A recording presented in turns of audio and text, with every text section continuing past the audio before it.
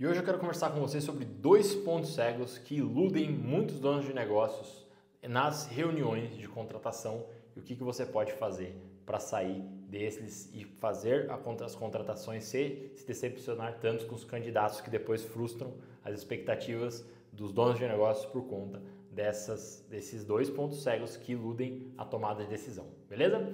Se você ainda não me conhece, eu me chamo Lucas Vercelino e eu sou fundador da Decision Pro, que treina donos de negócios a escalarem seus negócios de forma enxuta e altamente rentável. Nós ensinamos principalmente aqui os processos alinhados de contratação, fazer processos seletivos bem direcionados, a fazer sistemas de treinamentos que fazem o colaborador evoluir e a transformar também desconhecidos em colaboradores engajados, porque a gente sabe que a grande dor do dono de negócio é o colaborador e manter um bom colaborador hoje performando dentro da empresa, beleza?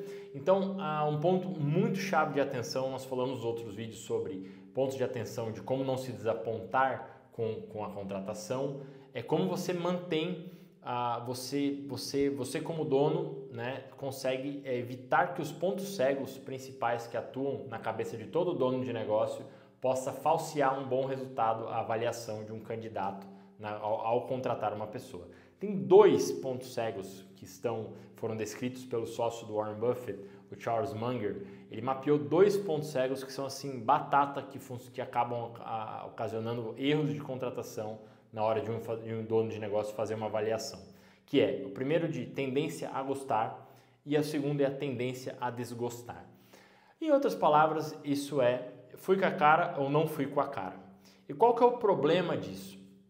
É que a tomada de decisão de uma contratação, como é uma das áreas mais caras de um negócio, ela acaba sendo feita muitas vezes às pressas, afinal o empresário precisa de mais pessoas para trabalhar, ele precisa ter confiabilidade nesse processo, mas ele fica dependente muitas vezes de um filtro de uma empresa de RH, e as pessoas chegam e aquela pessoa não se adapta à cultura da empresa, e tem pessoas também que chegam, o próprio dono gosta da pessoa e ela não se adapta também. E aí ele se desaponta mais ainda, porque parecia que ia dar tudo certo, o dono estava lá, nossa, eu achei que era essa pessoa e no final das contas a pessoa não tem o fit. Então como é que faz para fugir dessa tendência? A primeira dessas duas tendências, tendência a gostar e a tendência a desgostar.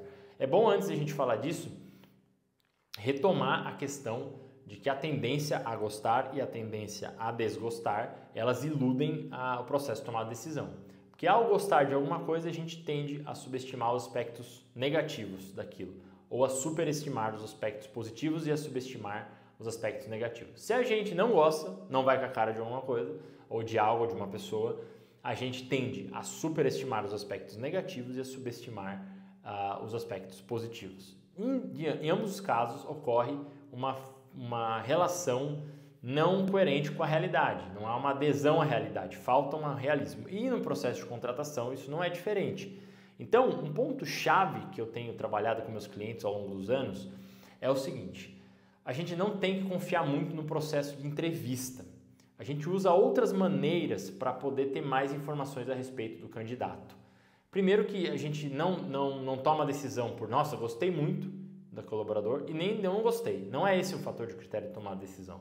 A gente usa uma série de outros filtros que primeiro faz um processo seletivo bem direcionado, com perguntas bem criteriosas. Tem muitos donos de negócio que fica receoso, que o candidato não vai responder, mas a gente precisa ter um processo seletivo. O nome é processo seletivo, ele precisa separar as pessoas que estão realmente comprometidas com as que não estão. Tem muito curioso, tem muita gente hoje que está respondendo o processo seletivo com IA, e aí não é esse tipo de pessoa que você quer, concorda? Se a pessoa está usando IA para responder o processo seletivo, eu não sei se essa pessoa vai ser muito engajada em resolver problemas que vão demandar autonomia, né? Vão demandar um maior senso crítico. Então, se você está querendo transformar um desconhecido da tua empresa em um colaborador com senso crítico e autonomia, a gente tem um problema aí, né? Então, se você pegar pessoas que vão falsear resultados, é um problema. Então, a gente precisa que todo o processo seletivo, desde o processo seletivo até a entrevista, até o Sprint Pro, que a gente chama que é o desafio,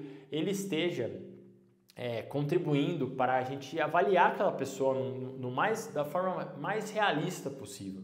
Então, entre as perguntas do formulário do processo seletivo, elas precisam tratar com realidade as situações que aquela pessoa já resolveu, o currículo dela, o que ela fez, ela descrever, você vai poder ver como ela escreve, como ela se comunica, ainda mais numa área que utiliza-se muito de comunicação.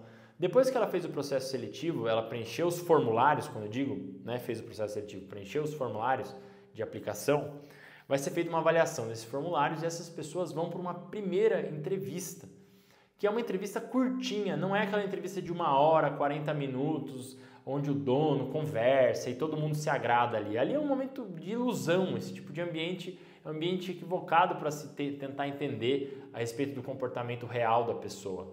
A entrevista que a gente trabalha com nossos clientes é uma entrevista enxuta, de 10 minutos no máximo, para você conhecer, para você se apresentar as prioridades do cargo, identificar onde a pessoa trabalha, se ela tem um ambiente desejável para trabalhar, se é à distância, se ela se comunica bem, se ela é uma pessoa apresentável ali, se ela tem pontualidade, todas essas coisas a gente vê na prática gerando um evento. Uma forma muito boa de você testar as coisas com uma pessoa é criando a situação. Então cria já uma breve reunião, vamos ver se ela entrega as coisas, se ela comparece. Tem gente que nem comparece nessa reunião, então não adianta querer marcar uma reunião muito longa.